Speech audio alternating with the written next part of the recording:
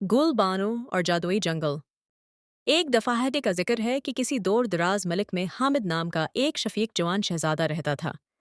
एक दिन अपने महल के करीब जंगल में घूमते हुए वो हर रंग के फूलों से भरे खूबसूरत डी नी यानी उहीर चमकते हुए बाग से ठोकर खा गया।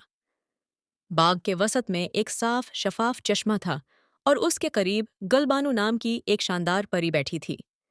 इसका हसन मशहूर किन था, लेकिन हामिद को उससे भी ज्यादा जिस चीज ने मशहूर किया वो उसकी नरम मुस्कुराहट थी। गुलबानो ने हामिद को बताया कि वह उस जादुई बाग की मुहाफिज थी जो जंगल की तमाम मखलूक़ात के लिए महफूज पनाह गाह थी। उसने इंकशाफ किया कि बाग का जादू मौसम बहार के करीब अगने वाले एक सुनहरी फूल पर मुनहसर है। अगर फूल को कभी नुकसान पहुंचा तो पूरा जंगल अपनी खूबसूरती खो देगा और मखलूक अपना घर खो देगी।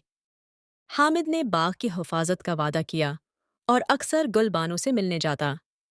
ताहिम शहजादे के सुतीले भाई जफर नामी लालची शख्स को जादुई बाग के बारे में मालूम हुआ और उसने इक़्तिदार हासिल करने के लिए सुनहरी फूल चुराने का फैसला किया।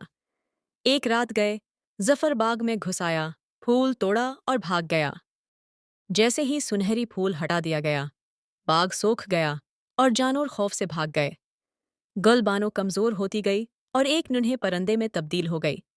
उसका जादू बाग के साथ खत्म हो गया। जब हामिद को पता चला कि क्या हुआ है तो वो दिल शक्स्ता हो गया।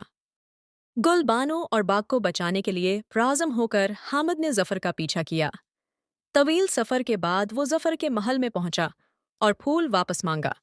जफर ने हंसकर इनकार किया, लेकिन हामिद ने अपनी हिम्मत और होशियारी का इस्तेमाल करते हुए जफर को फुसलाकर फूल के छुपने की जगह बता दी। हामिद ने सुनहरी फूल को बहार के करीब उसकी जगह पर लौटा दिया और फौरन ही बाग एक बार फिर खुल गया। गुलबानो ने अपनी ताकत दोबारा हासिल की और अपनी परियों की शक्ल में वापस आ गई। वो हामिद की इस बहादुरी के लिए इस कदर शुक्रगुजार थी कि उसने उसे एक जादुई अंगूठी तहफे में दी, जिससे उसे जिंदगी भर तहफ़्फ़ुज़ और रहनुमाई मिली। इस दिन से शहजादा हामिद और गुलबानो ने जादुई बाग की देखभाल के लिए मिलकर काम किया, इस बात को यकीनी बनाते हुए कि ये सबके लिए एक पनाहगाह रहे। वो बेहतरीन दोस्त बन गए और हामिद ने गुलबानो की मेहरबानी से मुतासिर होकर हुकूमत के साथ अपनी सल्तनत पर हुकूमत की।